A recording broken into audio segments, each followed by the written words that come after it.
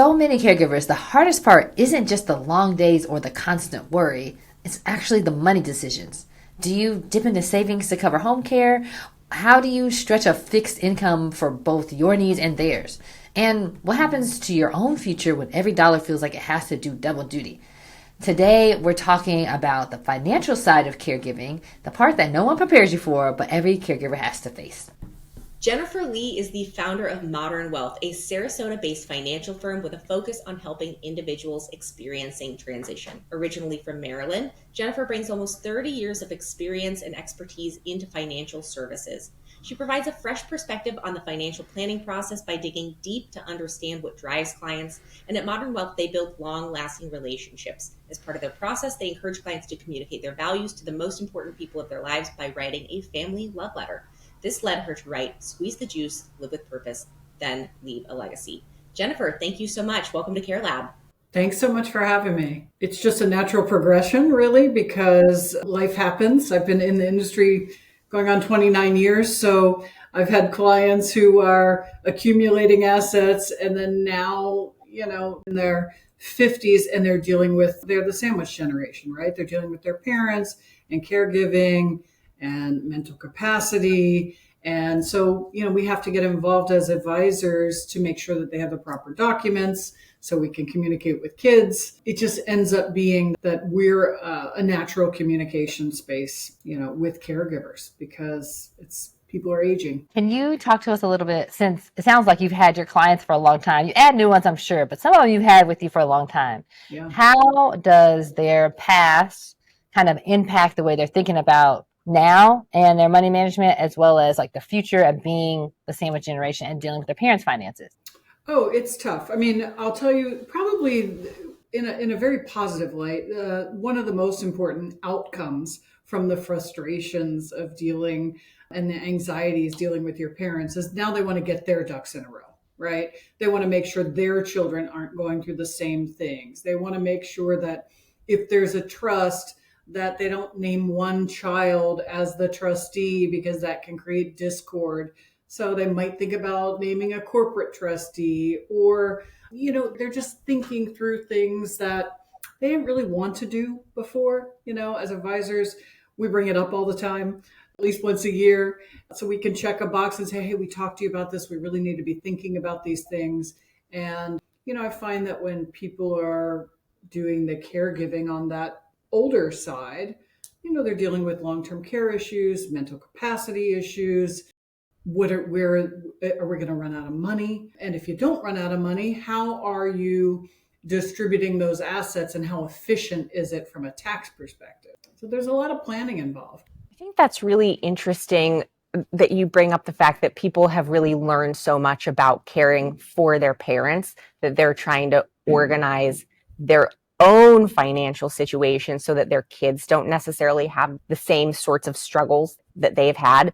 Can you share like a story or an example of something that you feel like really highlights maybe a challenge that someone had because things weren't organized particularly well financially, and kind of what the solution might be to solve that situation? I'm going to tell you, even the most well-prepared always have an issue. There's almost always something that you think it's buttoned up, you think everything is neat and tidy and everything is great. It may be that, you establish documents, your powers of attorney, medical and healthcare, as well as financial. And you have trust documents and you have beneficiaries designated and you have your bank accounts where you have somebody associated with the bank account so it doesn't go through probate. Oftentimes there's one account somebody didn't know about, and then you end up stuck in probate for a $10,000 account. And it's incredibly frustrating. So unfortunately, oftentimes what happens is people go through the efforts of going to an estate attorney. They set up their documents. And then they say, oh, phew, we're done. And the attorney sends a letter and the letter says, okay, you need to change these beneficiaries. Here's how you should do these things. And maybe they follow through on those things and maybe they don't.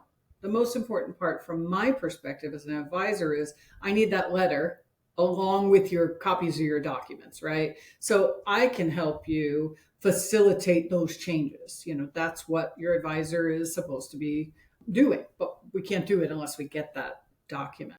I don't have there's a lot that come to mind, so I'm sorry, I can't give you one specific example of a fix, but making sure that you do change those designations is critically important. Well, actually, I do have a story.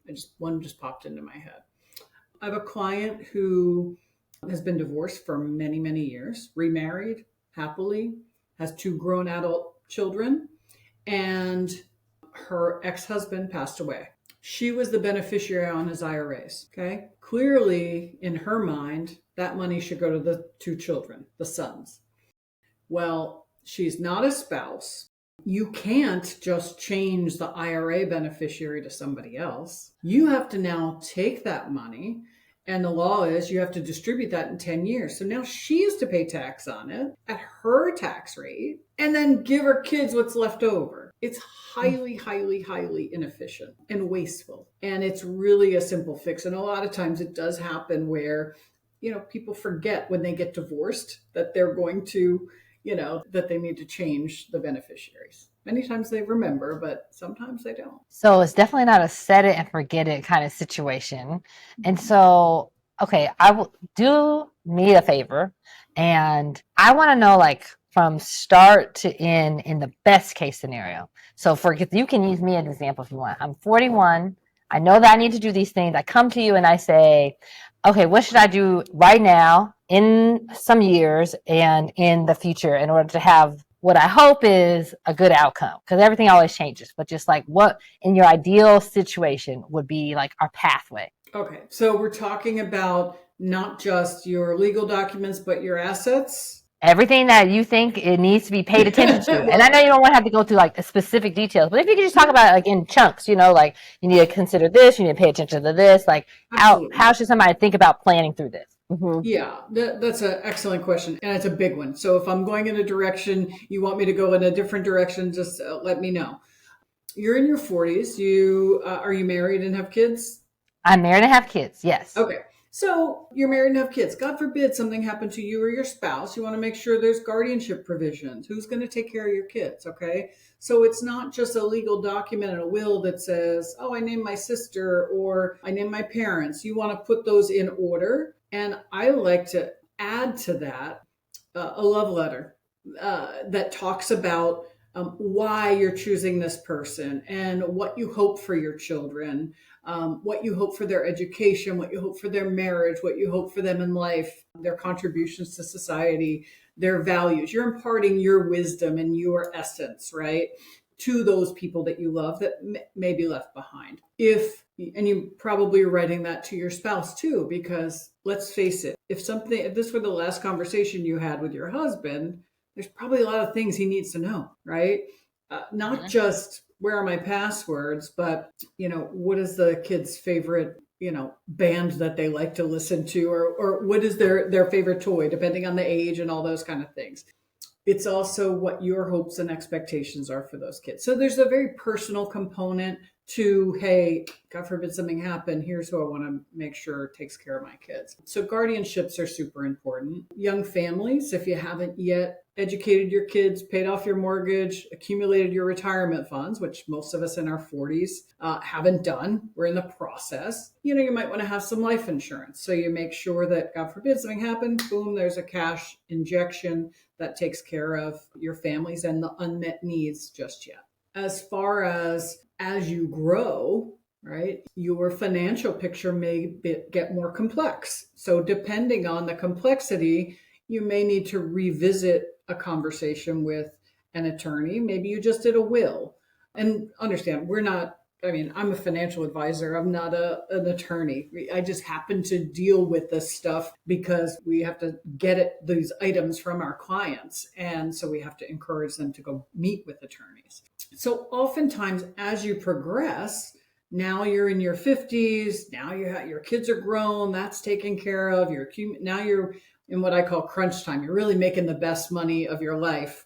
And you're looking at what's going to happen on the other end? When I'm going to retire, what's that going to look like economically? How do I move from growth oriented to taking income? And so we talk about what are your goals? What does life look like if you were to retire? And we back into how we plan for that. At that point, if you've accumulated significant assets, it may or may not make sense to establish a trust. So you have to have those conversations with your estate planning attorney. If you have children and you have 3 children and 2 are fiscally responsible and 1 can't keep a job or can't keep $10 in his pocket, her pocket, whatever, then you may want to have provisions to protect them from themselves. Because if they were to inherit a life insurance policy, that ends up being $1 million split between 3, they may end up spending it all. So you might want to put provisions to help them get so much money a year, or to help them with education, or to help them specifically with a down payment on a house.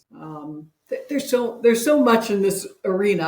Am I hitting some highlights that Yeah, absolutely. I think something that is a like real particular pain point for a lot of people of the sandwich generation, and for caregivers certainly, is how caregiving impacts them financially. And I know that that's something that you see and work with as well. Like, can you talk a little bit about kind of the effects of, so you're going through life, all of a sudden you become, let's say, a caregiver for maybe your spouse or your parents, and obviously there's a financial impact to both care partners in this scenario. Can you talk a little bit about that, and ways to kind of help plan or protect oneself in that situation? So, looking at your finances when you're in that sandwich area, it's tough. Not only is it an emotional disruptor, it's a quality of life disruptor, but it's a financial disruptor. I'm not sure that there are a lot of ways that you can circumvent it, with the exception of doing planning for long-term care insurance, right? The ability to have resources more available or efficient for that parent is really the pre-planning that you can do. So when I think about, nobody likes to talk about long-term care insurance. In fact, the only time they talk about it is when they're dealing with their parents. And they're dealing with their parents and they don't have these resources in place, and they're frustrated and they're exhausted, and they're like, oh my gosh, I need this. I mean, I quite literally was walking out of my grandmother was in a rehab facility in a nursing home, and I promised her I'd never leave her in there. And it was 30 days she had to be in this rehab. And we're walking away from the facility, my mom and myself. And my mom says, your dad is applying for long-term care insurance right now. And I'm like, okay, great. Because I think what you want in a perfect world scenario is you want your family member to be there to have dinner with you, to have conversations with you, to give you love and communication and special moments. You don't necessarily want them to be exhausted running around with errands and bathing and feeding, and it's a lot. So you can buy long-term care insurance. There's a lot of different programs and products that are out there, depending on the health of the person who's applying, right? There are things called life insurance with a long-term care rider. So the way I describe this, because I'm very pragmatic in my thinking, right? I want to say, what's my return on my investment? Does this make sense for me, right? So I look at a couple, and you do a life insurance policy on 2 people, and it only pays on the death of the second person. So you might say, well, why do I need that? Well, what it does is it gives the money back to your estate or to your children or whatever money you're funding in. You're effectively the worst scenario is your estate is going to get it back whenever you die if you never use it. But if you do need it for long-term care, either party, you have access to a large number of monthly benefit for at least 5 years. So it's an attractive consideration, especially if one party is less healthy than the other, because it's based on the younger person. Because again, it doesn't pay, it doesn't pay until the death of the second person. So there's lots of creative things. Nothing is right for any particular family or person. It takes an independent person to talk about all these different pieces. What are the resources you have? What is it you're trying to take care of? And how do we most efficiently manage that? So financial advising sounds a lot like planning for the future, which is a thing that humans don't do very well. Yeah. It makes your job hard. And so this is going to be even a harder question, I think, but it's only because I see so much challenge with it.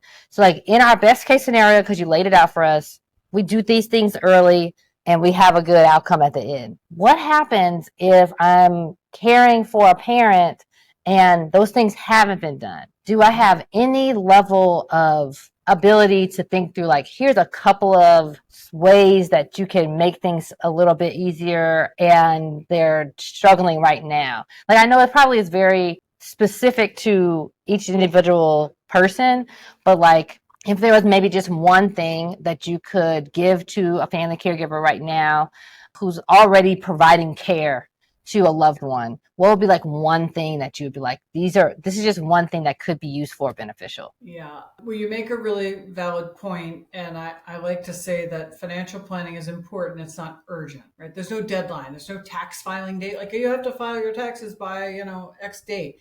We don't have the deadline is either you're retired and hopefully you have enough money, or you die. And then, so nobody wants to really plan for those things. If you're in, I call that, crisis mode. Now you got to do damage control, right? You have to assess what documents they have or don't have, what assets they have or don't have. Do they have a house? Is it saleable? Do they have a spouse that's going to stay in the house? And, so they only have Social Security. Do they have retirement accounts? You really, like with anything else, you need to gather the data and assess the impact of their financial picture and what are your choices. And you probably need a financial person and you probably need an attorney. I would start with the financial person because they're going to be able to lay out what potential concerns you could have. I mean, it really doesn't matter. You could start either way. One isn't much better than the other, but I say the financial person because they'll be able to look at your documents and say, we can't transact any of your accounts until you get a financial power of attorney on your parent. So you need to go get that. And they might be able to look at your beneficiaries to make sure things are right. Or they may be able to look at your parents' resources once they get the power of attorney to say, okay, well, they have this account and we can create more income off of this account. So it'll help support the expense. Does that make sense? Yeah, that makes total sense. And I wouldn't have thought of it in those terms, but that's like, of course, the first thing you should do is just like gather it, because that is actually challenging. Like, you're not the person who's filed all the stuff away. Yeah. You don't know what stuff you've signed up for. Sometimes it's challenging when you are the person who filed all the stuff away, because you're like, wait, when did we buy this? Did we do this? And the older you get and things change and like, you're like, wait, is this still here anymore? I mean, the business has changed. Exactly. So that's its own thing. It's like finding the stuff and getting the professionals lined up. Like, okay, I'm going to find me a lawyer. I'm going to find me an advisor. Those are really good actionable steps. So thank you for that. Yeah.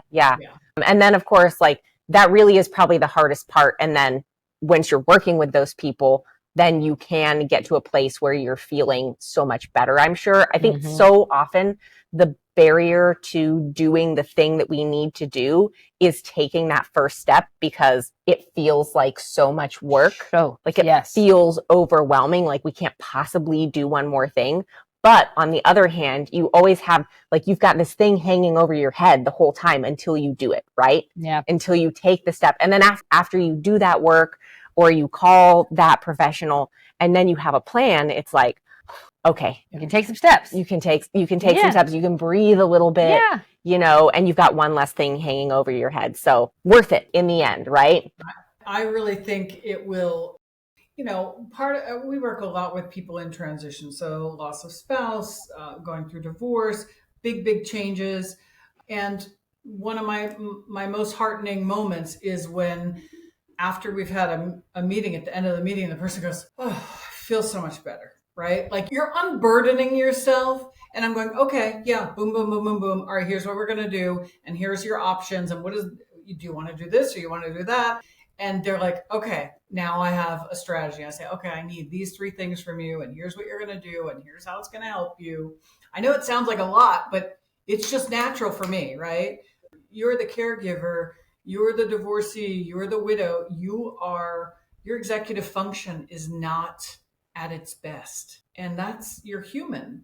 This is normal. This is to be expected. How can you be expected to operate at this level when you're already dealing with your kids, dealing with your spouse, and now you got a parent who's in crisis? You're back and forth to the hospital. P.S. You have a job, right? It's a lot. It's a lot.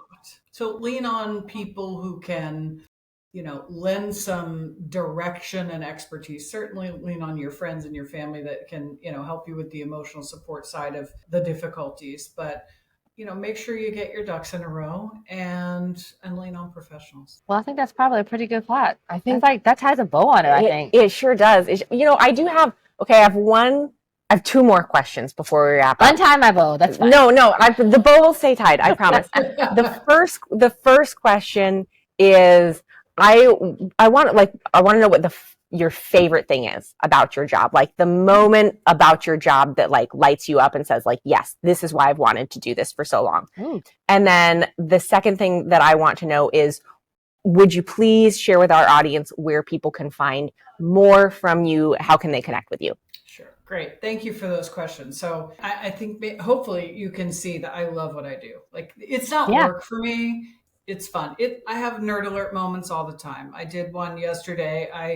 Wednesday night, I had done an hour and a half call with an existing client, and they're getting ready to transition to retirement and go into income planning. And so I'm doing a financial plan. And my nerd alert moment is I was having a lot of fun doing this financial plan to then meet with them in a couple of weeks, right? To understand what it looks like and help them in that journey. So, definitely supporting clients in these changes is rewarding. But probably the most favorite part is when I know that I'm taking something off of their shoulders and helping them move forward. So my job is really it's not to tell you what to do with your money. It's not to tell you how much you can spend or can't spend. People get nervous talking about cash flow, or you're going to tell me I have to save more money, or you're going to, no, look, it's your life. My job is to understand what do you have and what do you want and help you be as efficient as possible with that so you can reach your goals. A couple of months ago, I had a meeting with a business owner client that I've had for 20 some years. And he said, Jennifer, I remember when you came into my office and were needling me about putting money into my simple plan. And I said, yeah, I remember that. And he says, and look, like now I'm right there. Thank you. So that's priceless for me. And then as far as how do people find me? So I have 2 websites, modern-wealth.com, which is my financial planning practice. And then I have a website for the book that I wrote during COVID. It's called squeezethejuicebook.com. And it's just basically it does have some financial concepts, but it is a super easy read. It's not painful. It's not like a textbook. You don't have to be scared about it. It incorporates stories, and it talks about writing your family love letter and what to include and taking care of your people. That's really what we're talking about here, is taking care of your family. And then lastly, I just like to say I have a Calendly link. And if anybody hopefully we've answered some questions, but if you have a burning question that we missed somehow, you could just set a 20-minute Zoom or send me an email. It's Jennifer Modern Wealth, and I'm happy to answer your question. All right, awesome. And we will link to those sites in the show notes. So if you want to check out more from Jennifer Lee, you can find those there, whether you're watching on YouTube or if you're listening wherever you get your podcasts. Just look down at the show notes and you should see the links right there for you.